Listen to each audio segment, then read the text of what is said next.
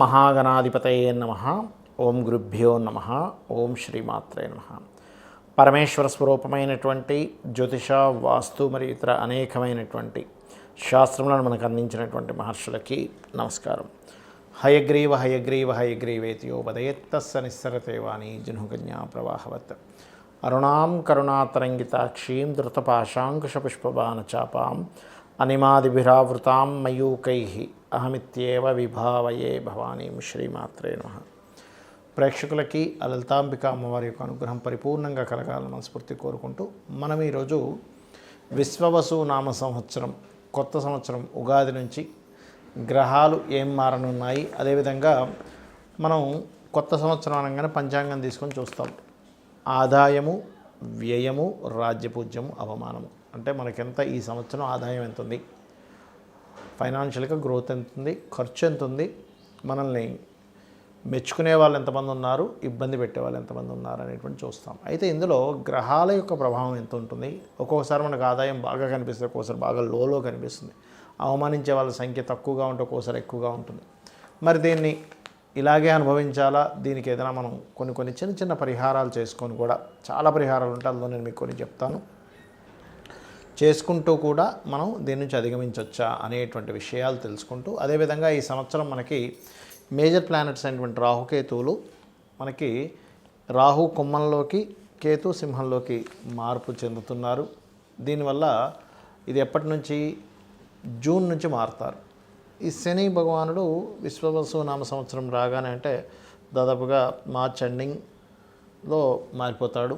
అదేవిధంగా జూపిటర్ కూడా, అంటే గురుగ్రహం కూడా మే 15వ తేదీ నుంచి మారుతుంది. అయితే ఇప్పుడు వక్రించుకుంటూ వెనక్కి వచ్చిన కుజుడు తర్వాత నీచ పొంది ఉంటున్నాడు. కాబట్టి కొంచెం ఈ విశ్వవసు నామ సంవత్సరం వచ్చే వరకు కూడా కొంచెం ఈ గొడవలు కావచ్చు, తోకిసలాటలు కావచ్చు, కొంచెం ఇట్లాంటివి పెరుగుతూ ఉంటాయి. అయితే 12 లగ్నాల వారికి, లగ్నం తెలియని రాశి వారికి అసలు ఆదాయ వ్యయాలు, రాజ్యపు అవమానాలు ఎలా ఉన్నాయి అనేటువంటి విషయాలు చెప్తుంది నేనైనప్పటికీ కూడా చెప్పిస్తుంది సాక్షాత్ లలిత అమ్మవారిగా భావిస్తూ ఒక్కొక్క రాశి గురించి మనం తెలుసుకుందాం.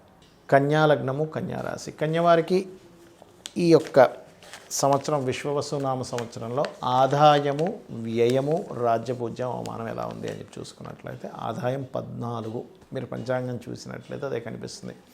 14 ఆదాయం అంటే మంచి ఆదాయం ఉందని అర్థం. ఖర్చు మాత్రం 2, దాన్ని వ్యయము అంటారు.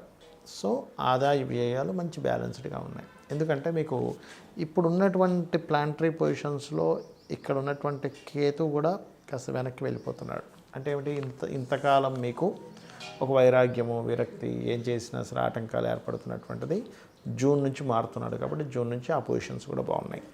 అలాగే మరి రాజ్యపూజ్య అవమానం ఎలా ఉంది అని చూసుకున్నట్లయితే కాస్త ఎక్కువగా ఉంది. అంటే మెచ్చుకునే వాళ్ళ సంఖ్య 6గానే ఉంది, ఇబ్బంది పెట్టే వాళ్ళ సంఖ్య, అవమానించే వాళ్ళ సంఖ్య 6గానే ఉంది.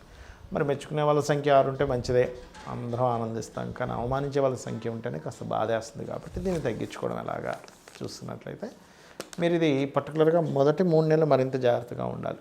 ఎందుకంటే ఈ కుజుడు నీచబడి ఉంటున్నాడు.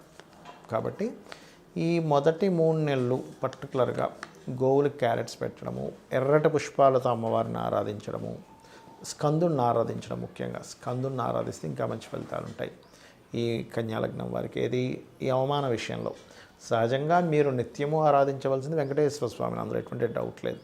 సో ఇవి కనుక చేస్తే మీకు ఇక్కడ బ్యాలెన్స్ అవుతుంది. ఇది మన ఆదాయ వ్యయాలు అలాగా బాగున్నాయని చెప్పుకున్నాము. రాజ్యపూజ్య అవమానం విషయంలో ఇక తదుపరి చూసుకున్నట్లయితే కాస్త ఫైనాన్షియల్ గ్రోత్ అయితే బాగుంటుంది, అందులో ఎటువంటి సందేహం లేదు. విశ్వవసు నామ సంవత్సరం వచ్చిన మొదటి 3 నెలలు కొంతవరకు మీరు ఏదైనా అగ్రిమెంట్స్ చేసేటువంటి విషయాల్లో కొంత జాగ్రత్తగా ఉండండి. అంటే ఏప్రిల్, మే, జూన్ ఈ టైంలో. అదేవిధంగా ఈ సంవత్సరం మీరు ఏదైనా ప్రాపర్టీ కొనడం కూడా జరుగుతుంది. కాకపోతే ప్రాపర్టీ మీ పేరులో ఉండే మొదటి అక్షరాన్ని తీసుకొని దాని పరంగా మీకు ఏది కలిసి వస్తుందో చూసుకొని కొనండి. కొంచెం ఇష్టపడిన వారిని వివాహం చేసుకోవాలనేటువంటి ప్రయత్నం కూడా ఫలిస్తుంది. దాంతోపాటు లగ్నం నుంచి రాహు 6లో ఉన్నప్పుడు విదేశాలకు వెళ్ళి ఉద్యోగం చేయాలనే ప్రయత్నం కూడా ఫలిస్తుంది. కాకపోతే ఇక్కడ మీ యొక్క జీవిత భాగస్వామి కూడా ఏదైనా కొత్తగా సబ్జెక్ట్స్, అంటే ఇంకేదైనా కొత్త కోర్సెస్ చేయడము, తద్వారా ఇంటి నుంచి ఏదైనా ఉద్యోగ ప్రయత్నాలు, ఇంట్లో నుంచి వర్క్ ఫ్రమ్ హోమ్ అంటూ ఉంటారు, అటువంటివి ఏమైనా ప్రారంభించడం, ఇట్లాంటివి చూపిస్తున్నాయి బలంగా. ఇక మీరు చేయవలసిన దేవతారాధన గణపతి యొక్క ఆరాధన. జూన్ వరకు కాస్త గణపతికి సంబంధించిన మెడిటేషన్ అది చేస్తూ ఉండండి. కానీ మీరు నిత్యము వెంకటేశ్వర స్వామి యొక్క ఆరాధన చేయడం అన్ని విధాలా మీకు ఉత్తమము. గోవుకి కాస్త బెల్లము గ్రాసము ఎక్కువగా తినిపిస్తూ ఉండండి, అన్ని విధాలా బాగుంటుంది. ఇక్కడ ఈ శని యొక్క మార్పు వల్ల చాలామంది చూసుకునేది ఏంటంటే ఏలినాటి శని వస్తుంది కదా, లేదా అర్ధాష్టమ శని వస్తుంది, అష్టమ శని వస్తుంది, లేకపోతే శని అయిపోతుంది అని కొంతమంది హ్యాపీగా ఉంటే, కొంతమంది ఏమో రాబోతుంది అనేటువంటి దాంట్లో ఉంటారు. అందులో ముఖ్యంగా మేషం వారికి ఏలినాటి శని రాబోతుందని, మీనం వారికి రాశిలోకి వచ్చాడని శని, కుంభం వారికేమో శని ధనస్థానంలోకి వెళ్ళాడని, వీళ్ళు ముగ్గురు కొంచెం మార్పుని గమనిస్తూ ఉంటారు. అయితే ఇక్కడ మీకు చెప్పేది ఒకటే, శని ఎక్కడున్నా అంటే మీ జన్మజాతకంలో ఎనీ హౌస్ గుర్తుపెట్టుకోండి, ఆ హౌజ్కి సంబంధించిన విషయంలో కొంచెం స్ట్రెస్ అవుతూ ఉంటుంది, గుర్తుపెట్టుకోండి. లగ్నం నుంచి ఎన్నో స్థానంలో ఉన్నా, కాకపోతే కొన్నిసార్లు ఏమవుతుందంటే మీకు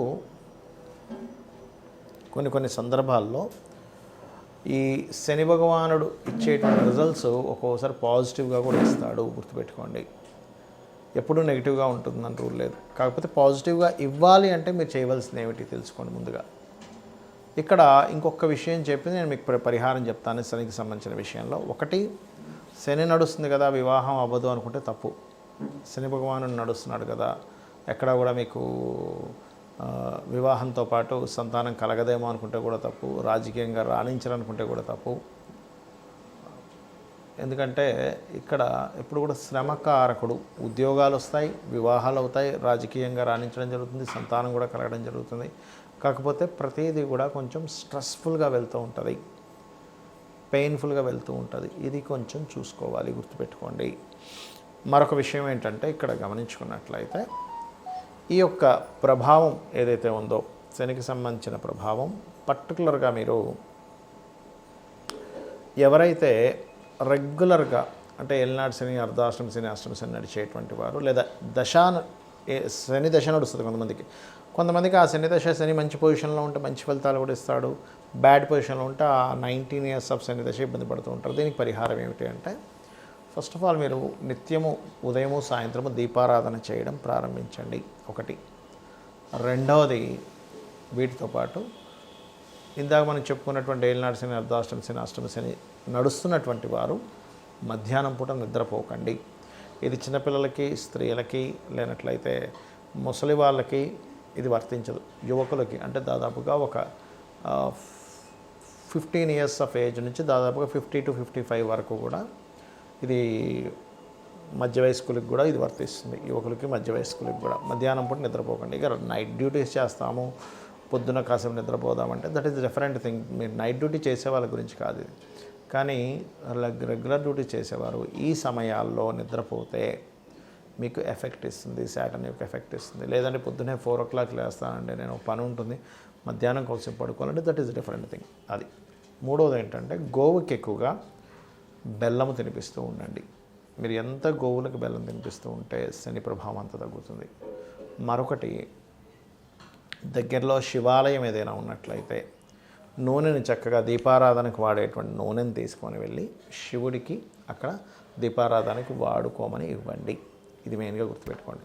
దీంతోపాటు మరి కొంతమందికి కాలసర్ప దోషం ఉంది కదండి నాకు అంటూ ఉంటారు. కానీ ఈ మధ్య నేను చూస్తున్నాను కదా చాలామందికి వాళ్ళు కాలసర్ప దోషం ఉందని నాకు చూపిస్తారు, తిరగల్సిన రోజు కాలసర్ప దోషం ఉండదు.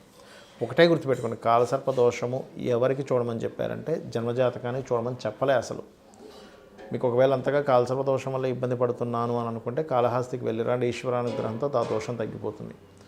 ఒకటి, ప్రపంచ దేశాలకి ఏం జరుగుతాయి, అసలు దేశంలో కరువు వస్తుందా, సునామీ వస్తుందా, ఒక జబ్బు వస్తుందా, యుద్ధం వస్తుందని చెప్పడానికి కాలసర్ప దోషం వాడమని చెప్పారు. అయితే ఇక్కడ మీకు మీరుగా చూసుకోవడానికి కాలసర్ప దోషం ఎప్పుడు కూడా, ఇప్పుడు ఉదాహరణకి రాహువు కేతు ఇలా సమసప్తకాల్లో ఉంటారు కదా, ఈ సమసప్తకాల్లో రాహుకేతువులు ఉన్నప్పుడు అంటే ఎక్కడున్నా కూడా మేషం నుంచి మీనం వరకు రాహు ఎక్కడున్నా, కేతు ఎక్కడున్నా కూడా ఇలాగే 1/7 యాక్సెస్లోనే ఉంటారు వీళ్ళు. అంటే ఇక్కడ కానీ ఇలా కానీ లేకపోతే ఇలా, అంటే దాదాపుగా ఇలా కానీ మొత్తం మీద ఆ రకంగా ఉన్నప్పుడు ఈ రాహుకేతువులకి మొత్తం ఒకవైపు గ్రహాలన్నీ, అంటే రాహు నుంచి కేతు వరకు మొదలు పెట్టుకుంటే ఇలాగ అన్ని గ్రహాలు వచ్చేసాయి, లేకపోతే ఒక దగ్గర అన్నీ కూడి ఉండిపోయాయి, ఒకవైపు ఏ గ్రహం కూడా లేదు, దాన్ని కాలసర్ప దోషము అంటారు.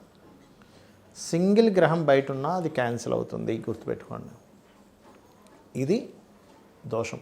అంతేగాని చాలామంది ఏం చేస్తున్నారు, ఏమంటే నాకు ఉందంట అని చెప్పారని చూస్తే ఓ 2 గ్రహాలు ఒక గ్రహం బయట ఉంటుంది, మిగతా గ్రహాలు అక్కడ ఉంటాయి. అది కాదు. సో ఫస్ట్ అది తెలుసుకోండి. అలాగే ఒకవేళ ఉన్నా కూడా కొంపలు మునిగిపోయేది ఏం లేదు. పెద్ద పెద్ద వాళ్ళకి 140 మంది ప్రెసిడెంట్లకు ఉంది కాలసర్ప దోషం. మరి వాళ్ళందరూ దేశాలను ఏలట్లేదా? మెగాస్టార్ చిరంజీవి గారికి కూడా కాలసర్ప దోషం. అంత మాత్రం చేత ఆయన ఏమి ఎందుకు పనికి రాకుండా ఏం పోలేదు కదా, గొప్ప వ్యక్తి అయ్యాడు. కాబట్టి వాటిని మీరు పట్టించుకోకండి దయచేసి. దశేం నడుస్తుంది, మీరు ఏ ప్రయత్నం చేస్తున్నారు, దానికి సంబంధించిన స్పెసిఫిక్గా అదేంటి, అదేం ప్రయత్నం చేస్తున్నారు, ఏ బిజినెస్లోకి వెళ్తున్నారు, మీరు చేసే ప్రయత్నానికి ప్లాంటరీ పొజిషన్స్ గోచారం కానీ మహాదశ లేదా అంతర్దశలు కానీ ఎంతవరకు సపోర్ట్ చేస్తున్నాయి, సపోర్ట్ చేయట్లేదు, మీకు అది యోగం ఉందా లేదా. యోగం ఉన్నప్పుడు ట్రై చేయడం వేరు, యోగం లేనప్పుడు ట్రై చేయడం వేరు. అంటే ఉదాహరణకి తిరుపతికి వెళ్తున్నాం, అసలు ఆ రూట్లో తిరుపతి ఉంటే కదా మీరు వెళ్ళి ప్రయాణం చేసినా సరే మీరు ఆ తిరుపతికి వెళ్ళేది. అసలు ఆ రూట్లో తిరుపతే లేదు, ఎంత దూరం అని ప్రయాణిస్తారు, దాన్నే యోగం అంటారు. ఆ రూట్లో తిరుపతి ఉంటే కాదండి ఇంకొంచెం దూరం వెళ్తే రీచ్ అవుతామని చెప్పుకోవచ్చు. అసలు లేదు, పరిస్థితి ఏంటి? కాబట్టి ఏంటంటే ఇక్కడ నేను చెప్పేది ఒకటే, మీరు నిత్యము లలిత అమ్మవారి యొక్క స్తోత్ర పఠనం చేయండి. ఖచ్చితంగా మీకు అన్ని విధాలా బాగుంటుంది. ఆ లలితాంబిక అమ్మవారి యొక్క అనుగ్రహం మీకు పరిపూర్ణంగా కలగాలని, ఈ విశ్వవసు నామ సంవత్సరం మీకు అన్ని విధాలా బాగుండాలని కోరుకుంటూ శ్రీమాత్రే నమః.